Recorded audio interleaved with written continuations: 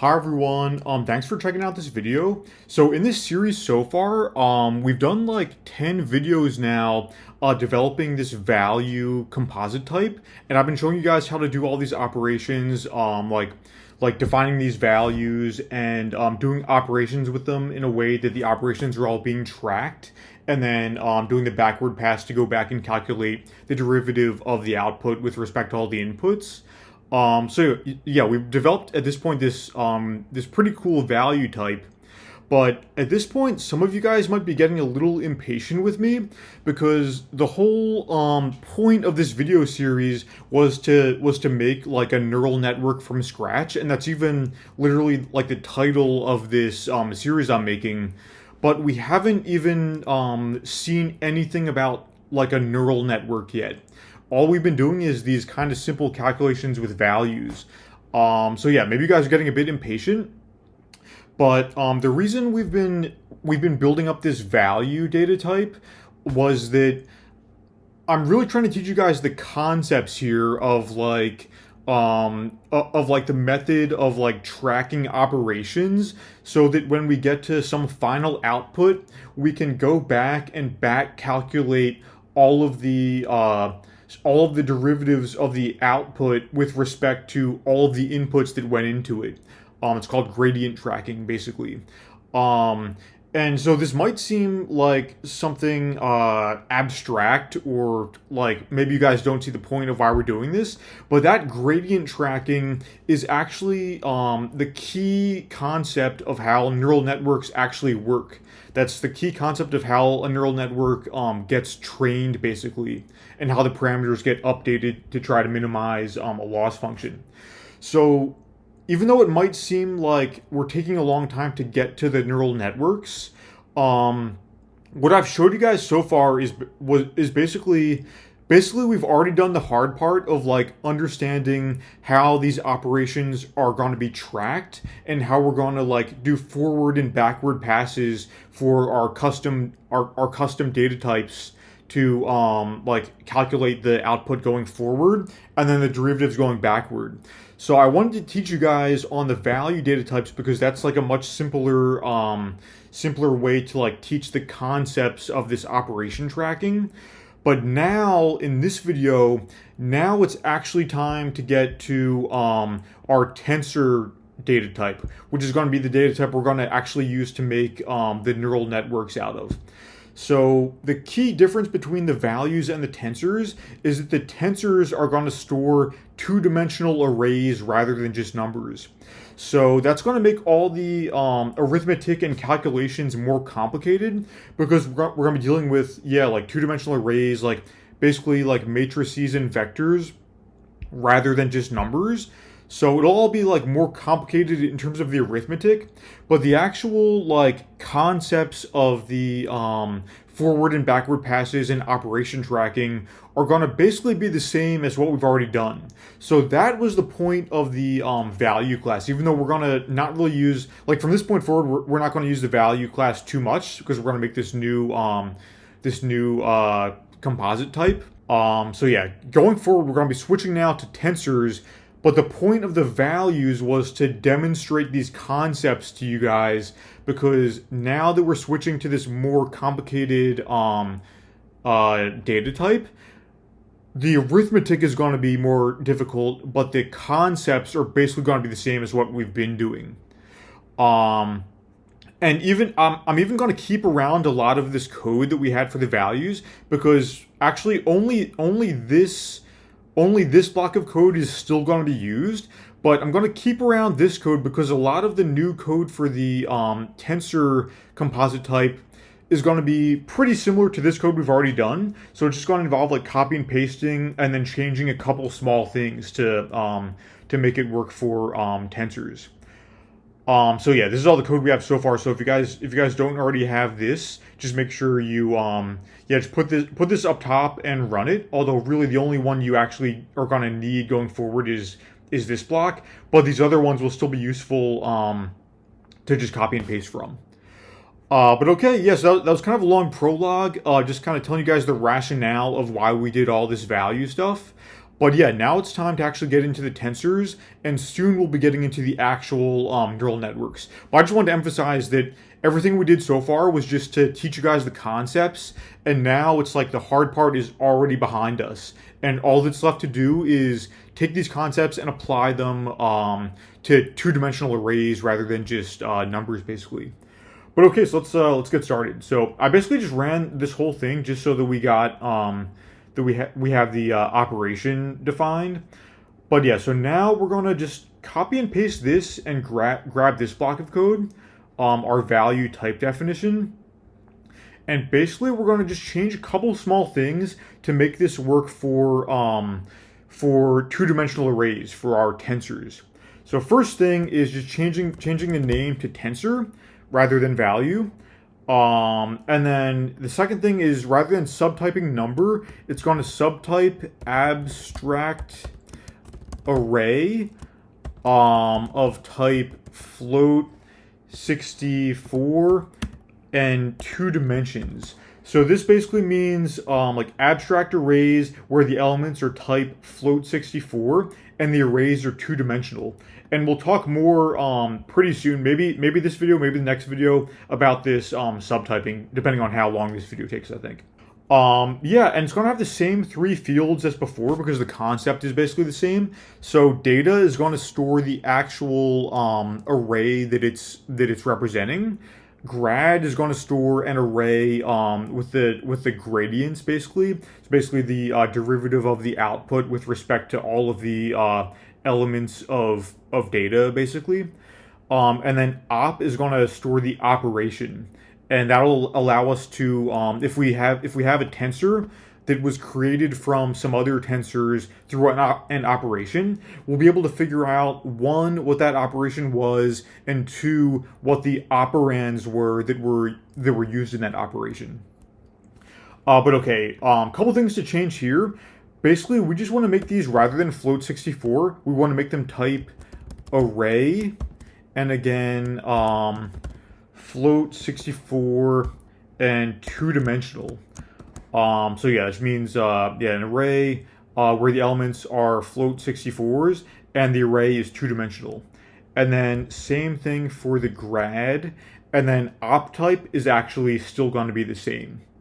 Okay, so yeah, we'll just run that so that we can start using it.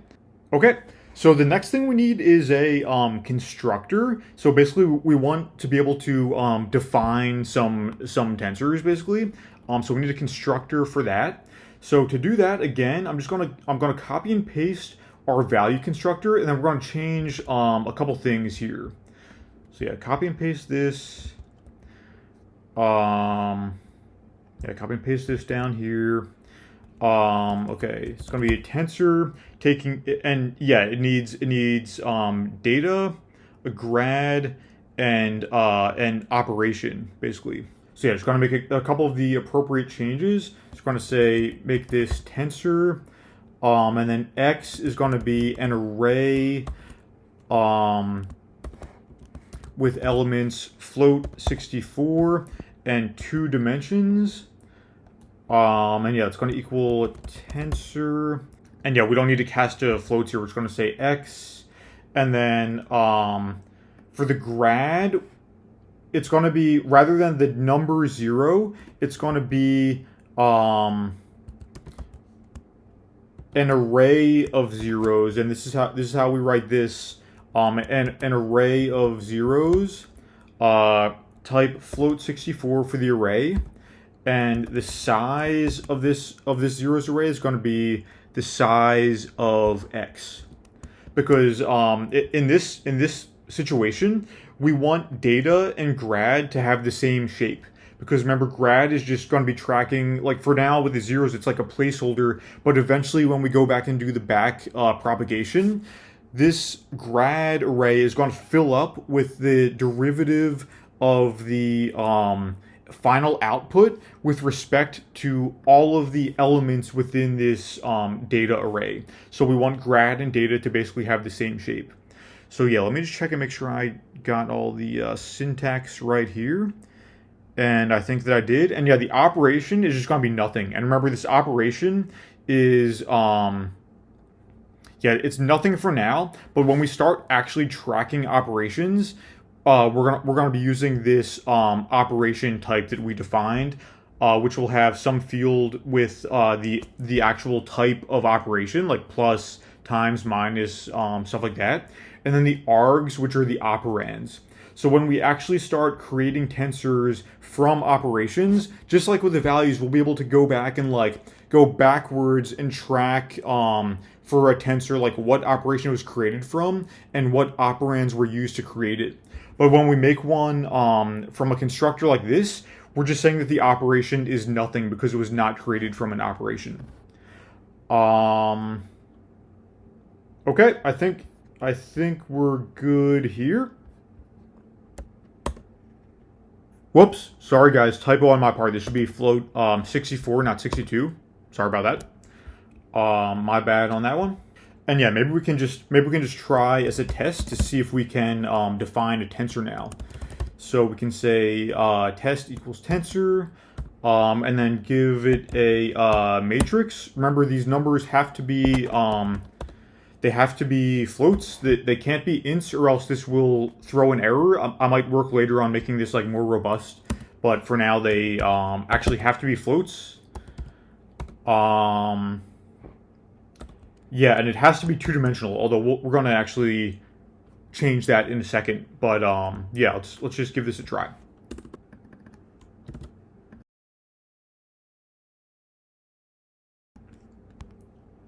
Okay, sorry guys, I just screwed something up, so I had to cut some stuff out. But yeah, I think if we define a tensor like this, the thing I screwed up was that we actually don't have a way to like print out what it is yet.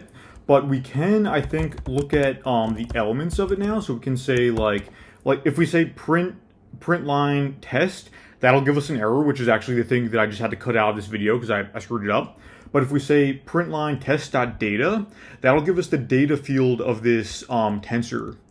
So we can do that. We can print out the grad, and we can print out the op. Okay, so doing okay so far with that. Still a lot more to add, but we have something basic going on here. Yeah, we have something basic that we can begin to work with. The other thing we want to do is, even though we want all of our tensors to be two-dimensional, we want a way to define a new tensor from a one-dimensional array if we decide to, but have that become like a technically two-dimensional tensor that is either a row tensor or a column tensor. So I'll show you guys what I mean by that. So so let's just say that we have something in Julia that is not a tensor but just a regular Julia array. And let's just call this like a regular Julia one-dimensional array. We can print out the size of it like this, and we see that it has size, like the size is 3, comma, but then there's nothing there. It's not like 3, comma 1 or something. So it is only a one-dimensional array, basically. So what we want to do is we want all of our tensors to be two-dimensional. So when we print out like the size of the things in the tensor, we want it to be like 3, comma 1 or something, or like 1, comma 3, but we want it to have two numbers there because we want it to be two-dimensional, even if it's just a row or a column vector, basically. So this code won't work yet, but we want to be able to do something like this.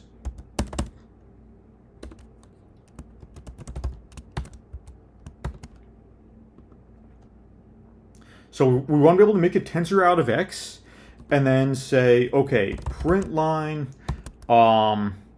size x dot data. We want to be able to print that and have that give us output 1, 3, basically specifying that, okay, this is a row vector with 1 row and 3 columns.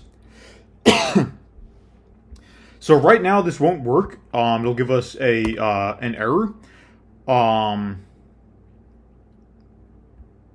But yeah, and now we're going to write a new like alternative constructor that'll allow this to actually work. So I'll just get rid of this for now, but this will be the goal will be to be able to run this code and have it actually work. Okay, so this is our like constructor for the easy case where we're passing in a two-dimensional array. But now we're gonna make a new constructor for this more difficult case where we're passing in a one-dimensional array, and we want to make it into a tensor that will be two-dimensional, but one of the dimensions will be of size 1. So it'll be either like a column vector or a row vector, basically. So to do that, we're going to say function tensor, taking in some input x, where x is an array with elements of type float. Whoops, sorry guys, float 64 and one dimension, because we already did the two-dimensional case up here. But yeah, now we're doing the one-dimensional array case. And then it's going to have an optional argument. It's going to say column vector. This is type bool for boolean, and this is going to be false by default. But basically, this boolean optional input, if we pass it in as true, it's going to return a column vector tensor. And if we don't pass in anything here, or we just let it be false, it's going to give us a row vector instead. Okay. So now, what do we want to do in here? So let's think. So so basically, if column vector is true, if column vector whoops. Then we want to say, okay, basically we want to reshape this this one-dimensional array that's our input. We want to reshape this into a two-dimensional column vector. So basically, yeah, reshape x to column vector size n1.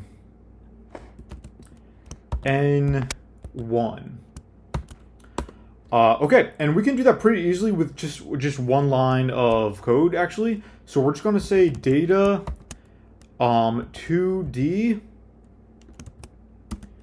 equals reshape x, and then the new shape is going to be the length of x by 1.